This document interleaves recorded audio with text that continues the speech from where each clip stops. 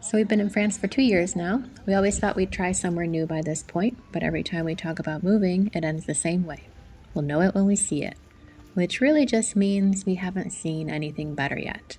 We've traveled to some incredible places: Slovenia, my motherland, Poland, and if you know me at all, you know I'm deeply obsessed with Italy.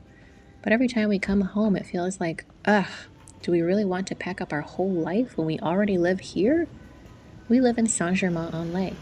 Technically, it's a suburb of Paris, which I hate admitting because I grew up in Chicago, and I have strong feelings about people claiming cities when they're actually from the suburbs. Anyway, we didn't find this town through some romantic discovery.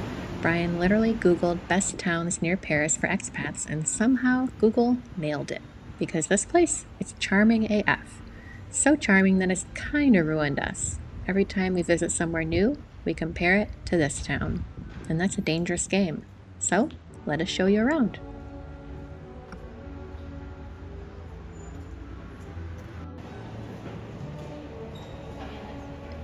I want to start with the first thing we see when we take the escalator up from the train station. When the escalator is working, of course, which it wasn't this day, so I had to walk all the way up.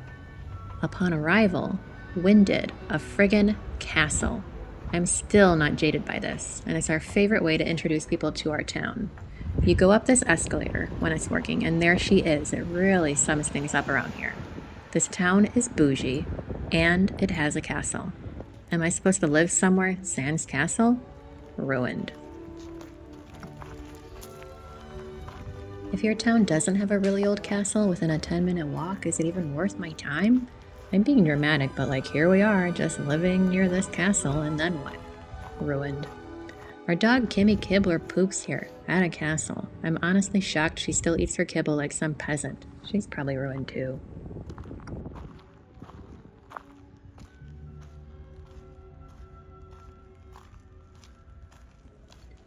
The concepts of an idea for this castle date back to the 12th century, when Louis VI wanted to build a fortification overlooking the Sun Valley. The structure we see today largely reflects a 16th century Renaissance rebuild commissioned by Francis I. After falling into decline, the chateau underwent extensive restoration under Napoleon III. Quite a bit of it was reconstructed to reflect its Renaissance appearance, but that doesn't make it any less impressive when I'm showing off our town. Today, it houses the National Archaeology Museum, which is admittedly pretty dry, but the fact remains we live minutes from a castle.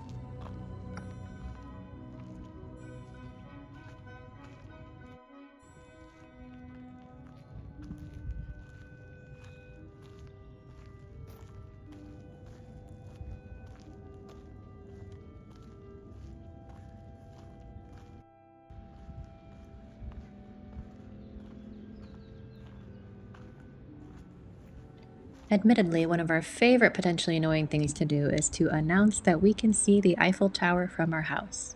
But it's true. Don't act like you don't see it. Ruined.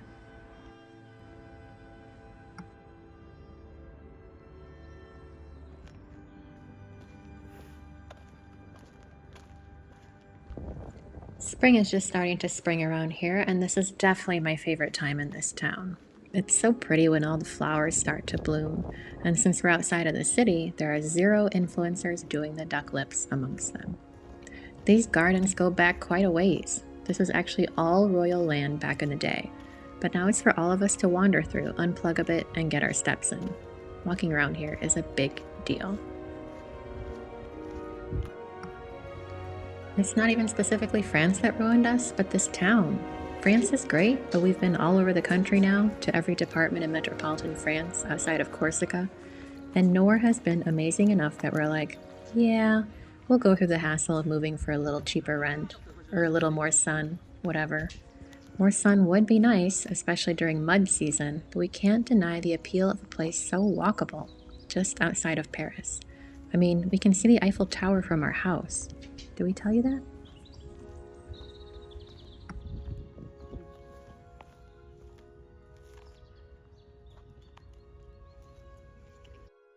My favorite view. Usually the escalator's working.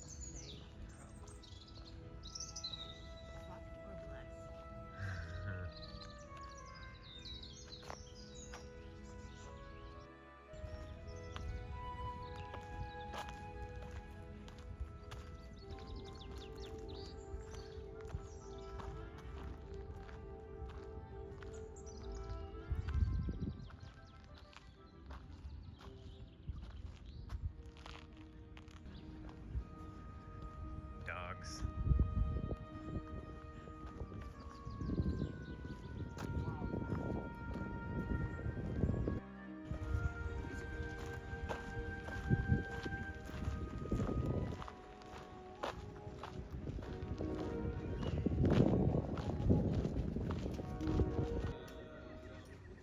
Okay, fine, the castle was one thing, but goats? How is anywhere else supposed to compete with this? Ruined. Every year we get new goat babies too, which is about as friggin' whimsical as it sounds. Sometimes they headbutt each other. Sometimes they fall off logs. When they're hiding, you can bring your kitchen scraps, don't worry. They want you to, and feed them all. Well, maybe not the babies, but the biggies. That black and white one over there is Kimmy's nemesis.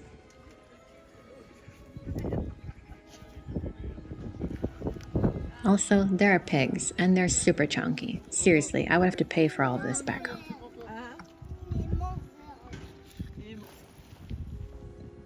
The forest that surrounds the castle grounds, that's Kimmy's favorite place. She gets to run around and find sticks and ignore us, her favorite thing after treats. The forest here goes for miles and miles, and then connects to another forest. And that one goes for miles, and then it connects to another for a few more miles. I guess I could be using kilometers here, but I've held on to some things.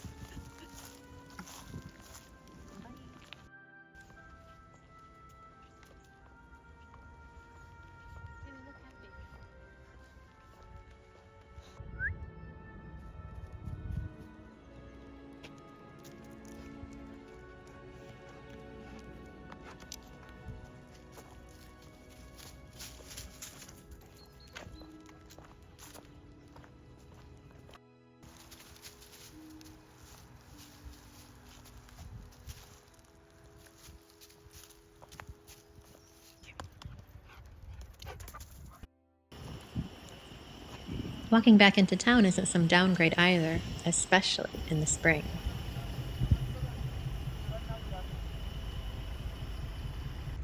That's a statue dedicated to Claude Debussy, the composer. He was born here because, of course, he was. There's a little museum dedicated to that fact in the city center. I saw Emmanuel Macron outside once after the grand opening. Yeah, we're a big deal. Yeah, we have a Sephora and what feels like 46 pharmacies and everything that brings our little family comfort, like Kimmy's favorite pet shop.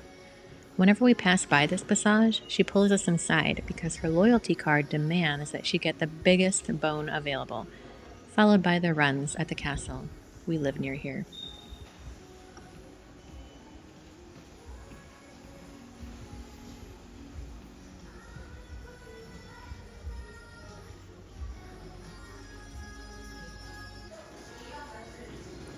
Throughout the town center, charming boutiques, more realtors than any town needs, and a surprisingly international eating scene keep things interesting. Saint-Germain even had an American store at one point, but unfortunately it shut down before we moved for reasons.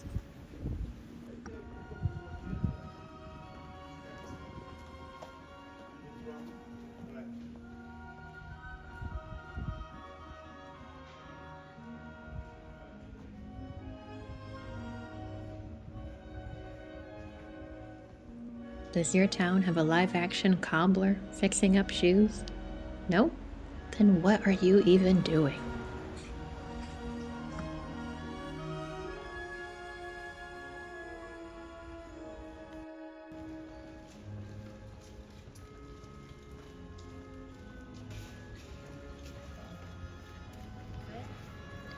We have so many boulangeries here, so many places to buy baguettes for a single euro, and the most beautiful sweet treats.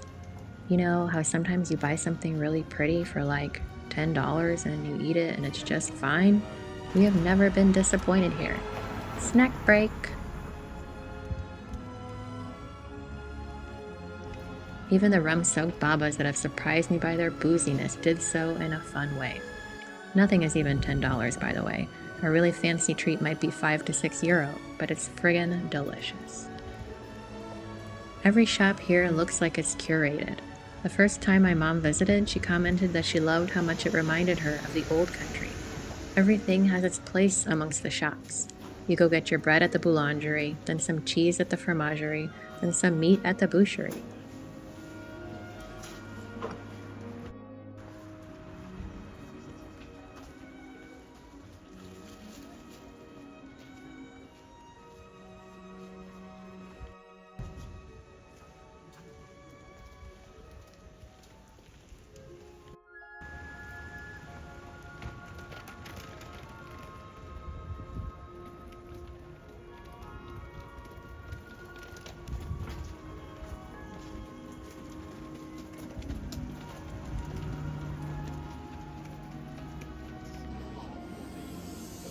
Or for a full meal, some chicken at the rotisserie. Oh, that chicken. Roy's chicken is award-winning both in my heart and in terms of real awards. It's juicy and delicious, and the taters you get with your chicken here are cooked in the chicken juices for hours.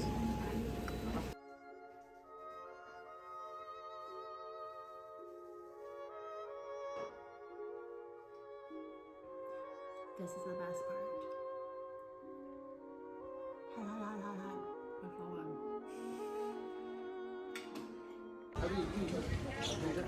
3 times a week, we have our local market against the backdrop of our Disney-esque post office. In the US, this would be an overpriced farmer's market. Here, it's just a Tuesday or a Friday or a Sunday. On Sundays, that's when things get super fun because the market extends down the side streets. I've gotten purses here, friends have bought winter coats, my mom seems to always grab a scarf or two, and we've spent quite a bit of coin on fancy cheese at the cheesemonger here.